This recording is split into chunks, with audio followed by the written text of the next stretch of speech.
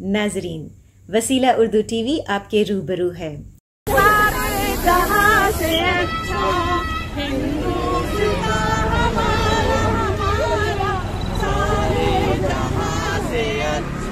सारे जहां से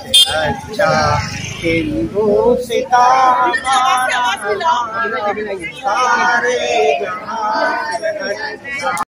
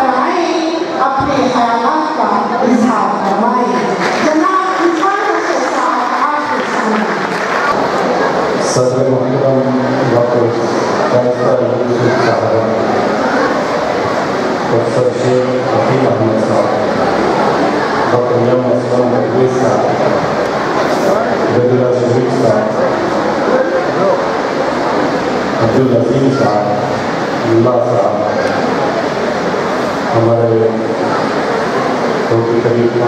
बादशाह साहब, अरशद साहब, मुबीन मुनव्वर साहब और नीम सभी साहब यहाँ मौजूद हैं। बहुत सारे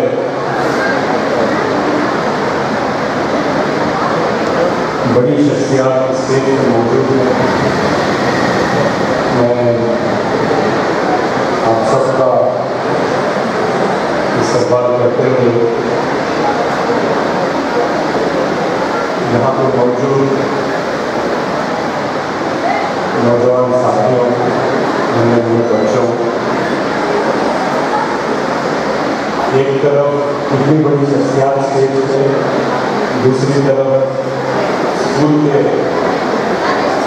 होनहार बच्चे मैं सोच रहा हूँ कहूँ तो क्या कहूँ, मेरी बात किस तक पहुँचे और किस मैार पर मैं बात करूँ। मैं तो इतना कहना चाहूँगा कि मैं अल्लाह ताला का शुक्रगुजार हूँ कि जिसने हमें उर्दू जैसी मादरी ज़ुबान अता फरमाई है।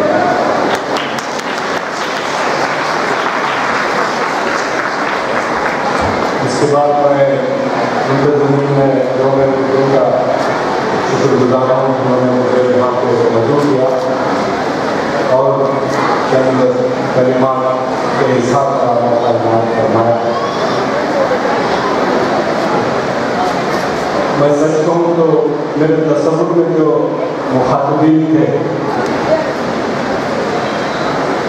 और उनके बगैर तो यहाँ पे इस मुल्क के कौम के मुस्तक़बिल के होनहार सितारे मौजूद हैं, मैं उन्हीं के अंदाज में उनको समझने जैसा आए वैसे बात करना चाहूँगा।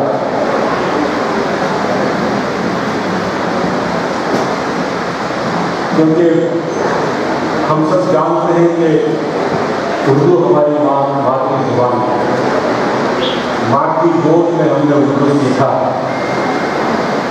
इसीलिए हमारी मातृ ज़ुबान है। और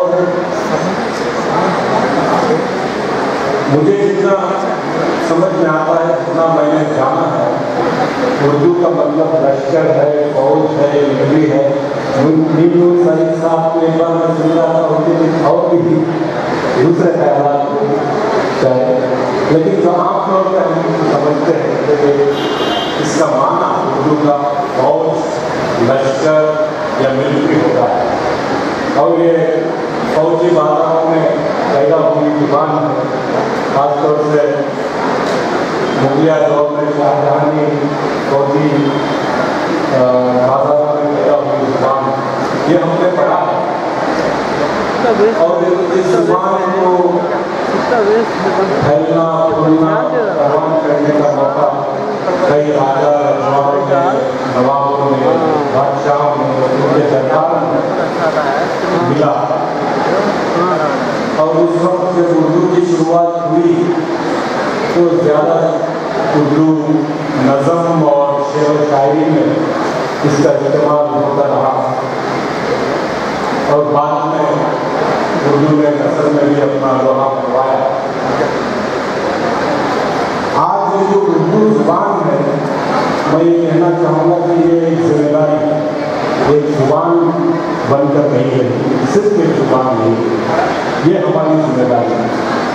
हम कैसे इसको महफूज रखें और कैसे इसको आने वाली नस्ल तक हम इसको पहुँचाएं, ये हमारी जिम्मेदारी है।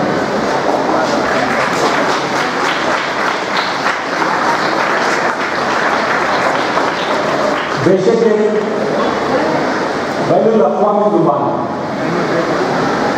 लेकिन ये इंटरनेशनल चैलेंजेस भी हमारे सामने हैं। ऐसे कई सवाल हैं इस ज़ुबान को महफूज रखने में, आगे बढ़ाने में और आने वाली नस्ल के कंधों पर इस जिम्मेदारी को डालने में। आज की जो हुकूमत है, बेशक इस ज़ुबान के हिमायत में नहीं है। आज के समाज में उर्दू को सिर्फ मुसलमानों की ज़ुबान और मुसलमान आम शहरी के कहलाने के लायक नहीं है। ये हमारी आज के हालात हैं। इसके बीच में हम उसको कैसे महफूज करें और आने वाली नस्ल को हम इस जिम्मेदारी से आगाह कैसे करवाएं, उन तक कैसे पहुँचाएं और पहुँचाना भी क्यों जरूरी है? पहुँचाना भी इसलिए जरूरी है क्योंकि इस ज़ुबान के बगैर हमारी कोई पहचान नहीं है, इस ज़ुबान के बगैर हमारा कोई वजूद नहीं है। अगर किसी को लगता है कि उर्दू के बगैर भी हमारा कोई वजूद हो सकता है, तो मैं कहना चाहूँगा कि ये गलत सोच है। जब ये ज़ुबान नहीं रहेगी तो हमारी कोई पहचान नहीं रहेगी, हमारा कोई वजूद नहीं रहेगा, हमें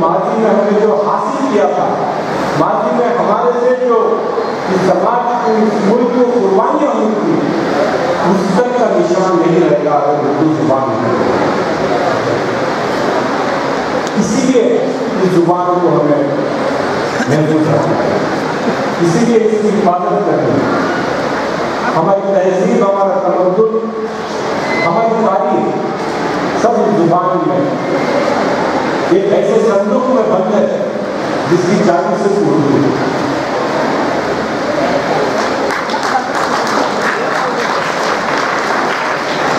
अगर हमने ये चाबी खो दी तो संदूक नहीं खुलेगा, अगर नहीं खुलेगा तो उसके अंदर जो हमारी तारीख है, हमारे आबाओ अजदाद ने इस मुल्क के लिए, इस समाज के लिए, इसकी तरक्की के लिए, इसके आबादी के लिए,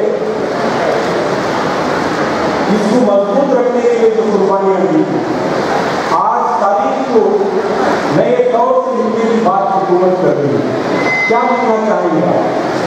क्या नया लिखना चाहेंगे आप?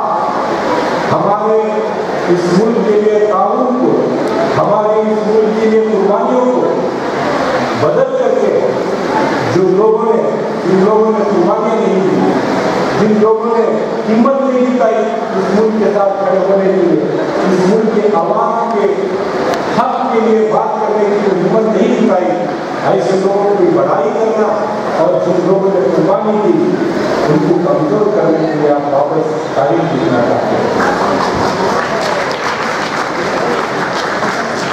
अगर इनका जवाब हमें देना तो हमारी तारीख उर्दू में बनी। अगर हम अपनी मातृ जुबान से मुंह फेर लेंगे, अगर हमें हमारी मातृ जुबान को ठीक से बोलना, पढ़ना, लिखना, समझना नहीं आया तो क्या हम आज के इस माशरे में हमारा जो हक है, हमारा जो मुकाम है, हमारा जो मर्तबा हमें मिलना चाहिए, इस मर्तबे को हासिल करने में कामयाब नहीं रह सकते? तो ये बहुत बड़ी जिम्मेदारी है। आज जो यौम उर्दू का आपने प्रोग्राम किया,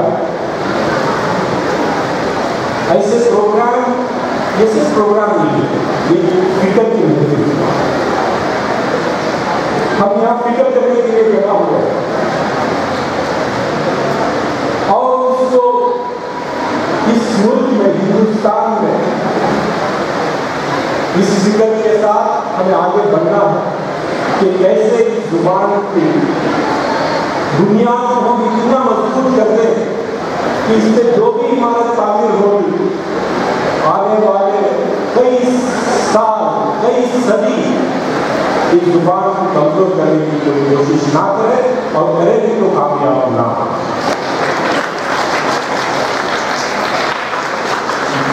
मैं बोलना कुछ और चाह रहा था, लेकिन आज जो सामने हमारे सामने है, खास तौर से जो ये बच्चे हैं, ये हमारे रोशन सितारे हैं।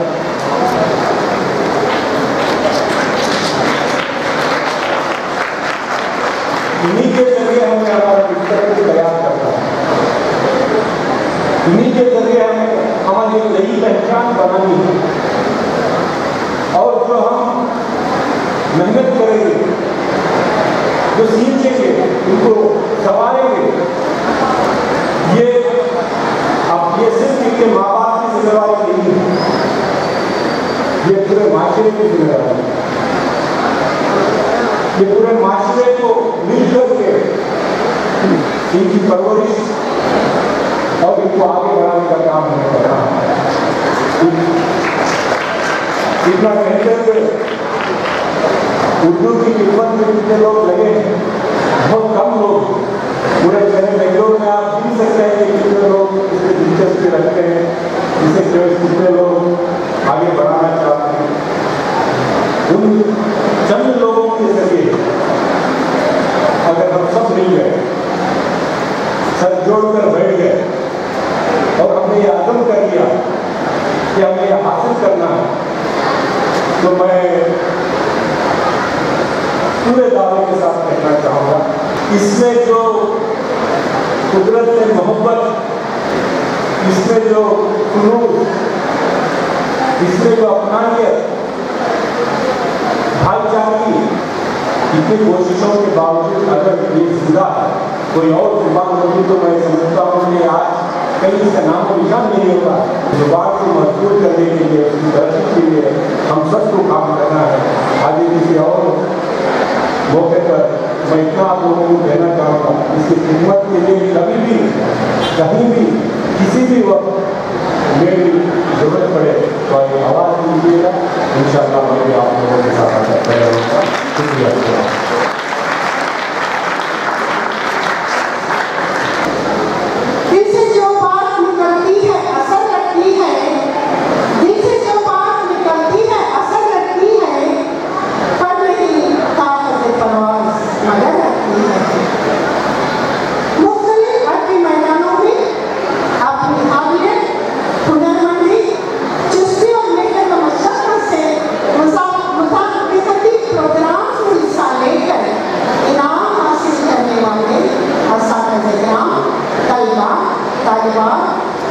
के लिए इनामात सनद तकसीम किए जाएंगे। इस तरह खुसूसी ग्रांट का भी इजाफा किया गया है, ये मजीद इजाफा है। मैं ख्वाहिश करती हूँ मोहतरमा डॉक्टर जुबैदा बेगम साहिबा से अवार्ड याफ्तान और इनाम पाने वाले कुछ नसीबों का तारुफ कराने, साथ ही मम्मा श्री अवार्ड, उर्दू दोस्त अवार्ड, महमूद आया अवार्ड याफ्तान का भी तारुफ करवाएं। महमूद अयाज अवार्ड के अवार्डी मोहतरम ख्वाजा फरीदुद्दीन साहब का तारुफ आपके सामने पेश करें।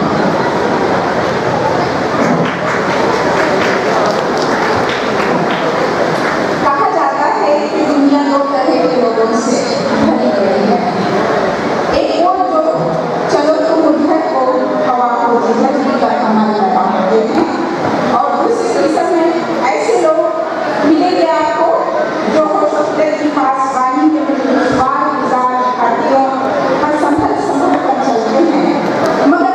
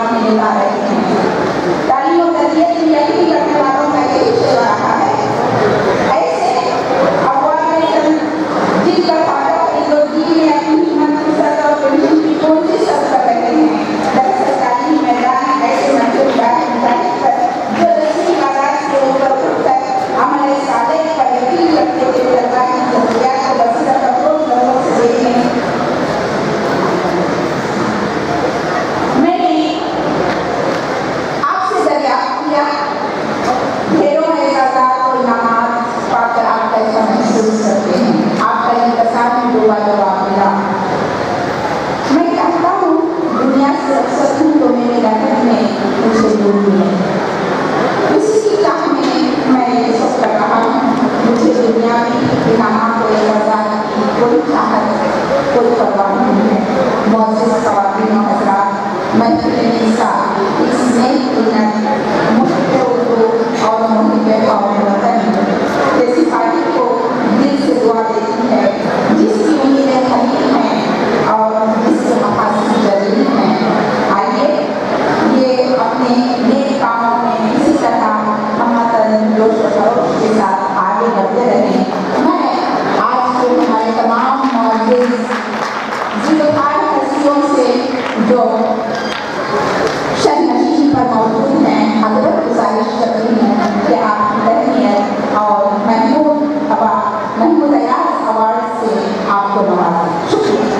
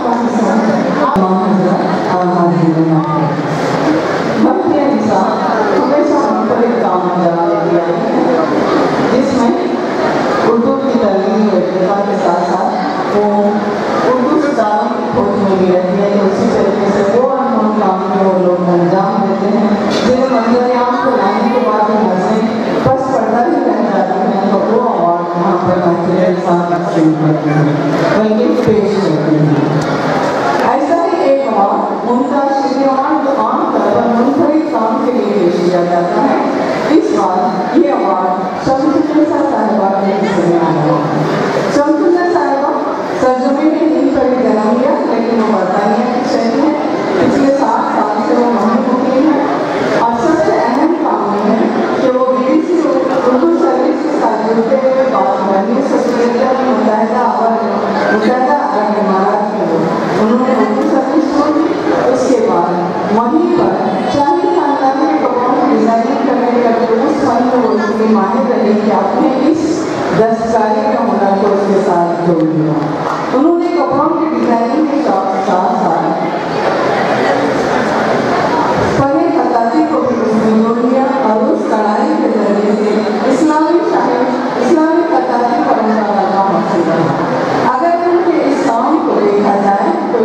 बहुत ही मुनफरिद काम है। ये फन रंगों और जदीद कढ़ाई के साथ तकनीक एक बहुत ही शानदार और इस्लामी खतरनाक मनुष्य को दिखाने किया। इनकी नुमाइश तकरीबन 8 मुल्कों में हुई। यूनेस्को ने इन्हें दोहा में एक नुमाइश के लिए मदद किया। कई ममालिक में इनके इस नुमाइश को बहुत सराहा गया क्योंकि वो आज यहाँ मौजूद नहीं है। हम इन सबसे ज़्यादा इस बात पर यकीन करते हैं कि मुंताशिर अवार्ड जिसे दिया जा रहा है वो यकीनन एक मुनफरिद काम है। वो फन जो बहुत पसंदीदा था, जिसको फिर से दोबारा जिंदा करने के लिए शमसुल्लाह साहिबा ने अपनी मशक्कत को जारी रखा था। आप उनकी नुमाइश यहाँ देख चुके हैं।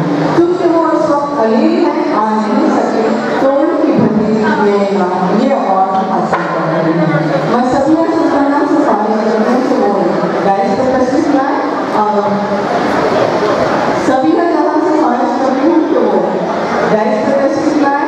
आप शमसुल्लाह साहिबा की भतीजी हैं। मैं उनसे पहले ख्वाहिश करूँगी कि मौजूद मेहमान की खिदमत में आप शमसुल्लाह साहिबा के 2 नमूने जरूर पेश करें। मौजूद मेहमान ये शमसुल्लाह साहिबा की अपनी खिताजी है। ये रेशम के धागे से वो उस पुराने विरसे को बाकी रखने की उन्होंने भरपूर कोशिश की है। इसीलिए महफिल निसार ने ये अवार्ड आपके लिए पेश किया है। मैं मौजूद मेहमानों से दरख्वास्त करती हूँ कि वो आपके खिदमत में ये अवार्ड पेश करें।